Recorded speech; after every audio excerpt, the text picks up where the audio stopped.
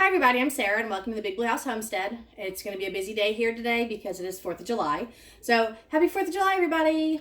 Hope you guys are all having a good time, spending time with family and friends and doing cookouts and whatever else you do. Or if you don't celebrate, just enjoy the day. It's a nice wonderful day and it's hot and humid here in the south, but I'm sure you guys have some great weather where you live. Send some my way, please. But like I said, it's going to be a busy day for us. We've got a lot going on. I'll insert what's going on right now. All right, so we got Brian hanging out. Hey. And then Scotty came to visit. And his girlfriend, Brooklyn. All right, kids are out enjoying the pool. Dad's out here on the porch watching with his new best friend, Chi-Chi. Chi-Chi. Yeah, he's learned to mesmerize him with his boot. Yeah, so my oldest son came home. Well, not home, but came back home to come visit for the day, just for a little while. And then he's going to go spend some time with his girlfriend and her grandparents at their house. Dad's last day is today, and he'll be leaving and going back to Indiana tomorrow. And so we're just going to do a big cookout. We bought some fireworks. We're going to shoot some off tonight. And on the menu today is going to be barbecue ribs. And I'm making some of those potatoes I've been harvesting. Gonna put those together in a cream potato, possibly throw some bacon and cheese in, make them like, super indulgent because, picnic foods and get-togethers, you gotta eat big and you gotta eat too much and you gotta feel horrible afterwards. But other than that, we're gonna do some squash and some beans and some zucchini, a couple other things we've been getting out of the garden, and just enjoy ourselves. But I was sitting here in the kitchen and I was already starting to clean these ribs. And I just want to kind of show you how I make my ribs. I am not a perfectionist when it comes to the style that you cook them in, but I do know that all of my adult life, trying to learn how to cook a nice tender rib, the one thing that I never really knew until I figured this out, this is how you get your ribs to come off their bones easier, and this is how you get them to pull away because you remove that sinew off of the back. A lot of people don't know that. I didn't know that for the longest time. So I just want to kind of show you what's going on with this, teach you how to do that. So if you've been making ribs the way that I used to, when you do this, it pulls all the meat off. There's no chewiness to it. It's perfectly succulent, moist ribs. So I'm going to show you how to get it done. Okay, so first of all, I can't work with a large rack of ribs on my counter. It's too big for the cutting board, so I like to cut them in half, and plus I roast them in a big roasting pan. Yeah, I roast them in this roasting pan, and I actually will cook them on lower heat, like 300, and do that for a few hours to make them really tender, and then we finish them on the grill.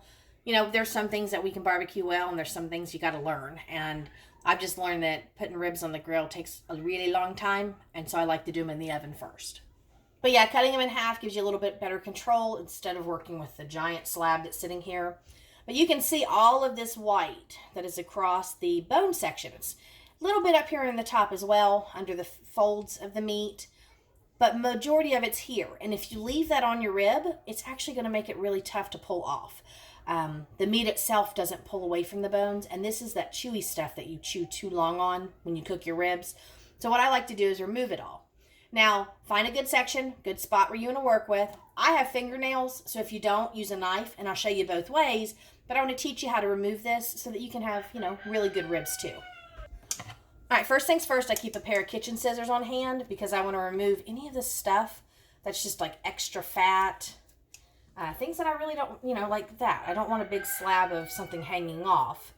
I know it is good to cook those things, high fat on a grill, makes your meat flavorful and all of that, but I don't want it on there. And so I'm leaving the sinew, which is this kind of clear white skin, but I'm just going to go through and trim them up a little bit, and that way I don't have to eat so much fat afterwards. Now the reason why I put it all into a bowl is because my dog Dakota loves whenever I cook. I feed her chicken skins and chicken fats and all those things. Probably not the healthiest option, but it's a treat, and it's better than buying things that I don't really know what they are. Stuff in bags that I'm not sure of. But you can see all of this right here. I'm just going to trim all of this off as well. I don't take it all the way down completely clean because, like I said, fat does help. But I don't want to eat all that fat myself. And it just makes it a healthier type of rib instead of having all of that intake into your body. So I just clean it up as much as I can on both sides. Use your own discretion. Leave it. We used to do that in the past. No big deal. But like I said, just to change it up a little bit, I'm going to trim it. And see, I left a lot of that fat on there, so it's not too bad. But now that we're going to flip it over, we're going to work on this sinew. Now what I'm looking at is I'm looking at all of this white section. And like I said, I have fingernails, so if you don't, use a knife. And what you want to do is find a good section to start with. So I try to start towards the meat because it pulls away easier. And you're going to get your finger in there and just grab the sinew and pull it away from the meat itself. You'll see it start to peel away. If you want to use a knife, just carefully run your knife along it, almost as if, I guess you were skinning this off. That sounds kind of bad. Yeah, that sounds a little bad, but that's kind of the truth of it. Because you can see where I'm starting to remove it here. And once you get yourself to a point where you can get your hands really in there, you just grab and start pulling. And pull it all the way completely away. And then all of this is the chewy part, and you really don't want that chewy part. So I'm just going to work my way down and get this section all nice and cleaned. And you can clearly see where the meat sticks to it. And you can scrape, you can slightly cut. Just figure out the method that's best for you. But I'm telling you, cleaning this off makes a big difference in your ribs. And so I'm just going to continue to pull it off of there. And then what you get to is you get to a point where it's going to be, you know, in your hands. And you can kind of pull it and start tearing it off. And then I just, like I said, save it for my dog. When I'm looking at it going towards these bones, I now want to work towards this section on the very end to try to remove it across. And so I'm going to do my best to scrape at it and get a knife underneath it and get it all nice and removed.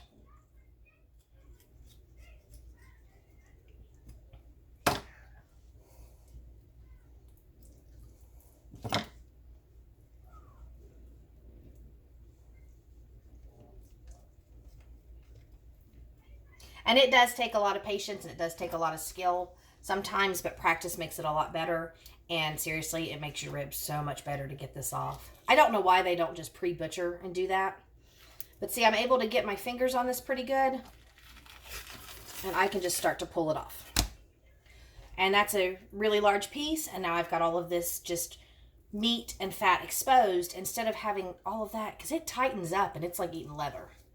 And so unless you like to chew on leather, I don't. You can leave it on, but like I said, it just makes your ribs a lot tender. All right, so I just wanted to share that with you. I'm going to finish cleaning them all up. What I usually do afterwards is I just put all of my seasoning across the ribs, each rack itself.